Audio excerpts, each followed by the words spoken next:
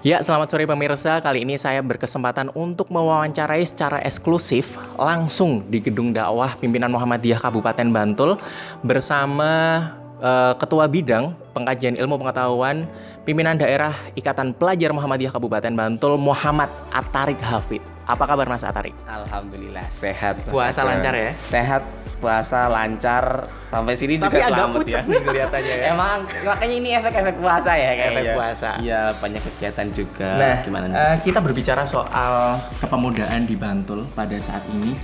Banyak sekali pemuda-pemuda Bantul yang sekarang mulai memanfaatkan sosial media, mulai menggunakan banyak platform yang berbau digital. Nah, menurut Mas Atarik selaku Ketua Bidang PIP, Pengajian Ilmu Pengetahuan, jadi kan dekat sekali dengan pemuda. Menurut Mas Atarik, apa sih yang bisa dilakukan pemuda untuk menghadapi era modern sekarang ini? Nah, kalau menurut saya ya, gimana anak muda itu bisa menghadapi era modern seperti saat ini ya tentunya ada beberapa ya kata kunci lah, seenggaknya 3 kalau menurut saya. Yakni bisa berkolaborasi, adaptif, dan kreatif. Nah, berkolaborasi ya, kita mulai dari berkolaborasi. Di zaman sekarang itu kan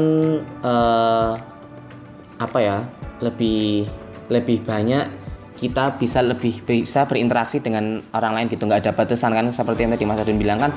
Banyak memanfaatkan media sosial dan sebagainya. Ada yang namanya internet, itu membuka peluang kita bisa berinteraksi dengan siapapun, bisa berkolaborasi dengan siapapun. Nah, cara untuk kita bisa menghadapi dan tidak dikendalikan oleh zaman yakni dengan berkolaborasi itu. Nah, kan ada juga yang kedua ini adaptif.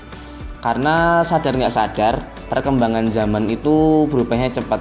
Selama saya hidup 19 tahun ini ya kayak tadi, yang awalnya zamannya kompetisi sekarang udah kolaborasi. Terus juga yang zamannya sekarang udah media sosial, sebelumnya bahkan nggak mengenal apa itu media sosial dan sebagainya. Nah, kita harus siap, anak muda sekarang tuh harus siap dengan perubahan-perubahan itu dan jangan mudah kaget gitu kan. Nah, salah satunya dengan banyak belajar, membaca, nambah-nambah pengalaman. Terus juga yang ketiga itu kita anak muda ini harus kreatif.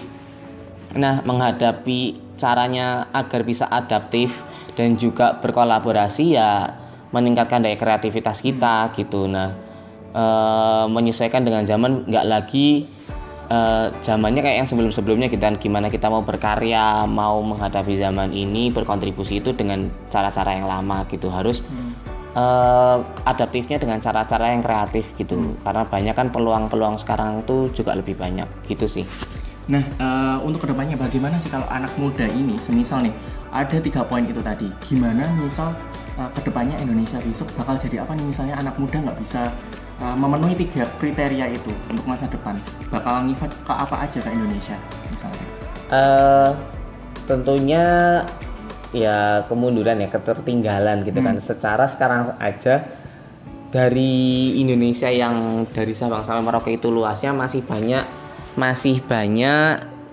ketimpangan, entah apalagi daerah 3T gitu kan, dimana dari infrastruktur ya itu kan masih kurang, apalagi maksudnya masih kurang kan, yang kota itu udah maju.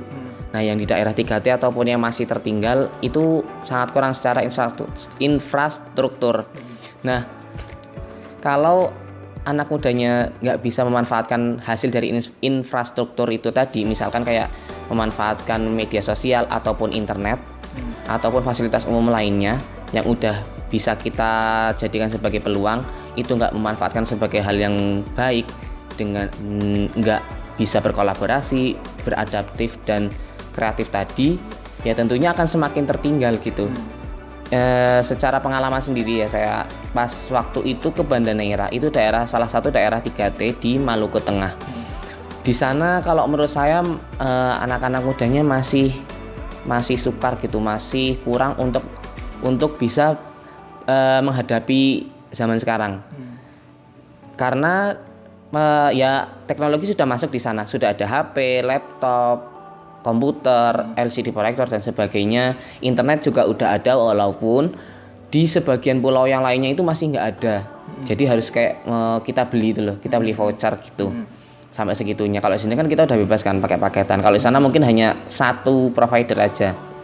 Nah, dengan keterbatasan itu pun anak-anak muda di sana masih justru menggunakannya sebagai ya main game aja gitu. Jadi main game online gitu. Bahkan ketika saya kegiatan di sana pun anak-anaknya justru, "Mas, apa Kak?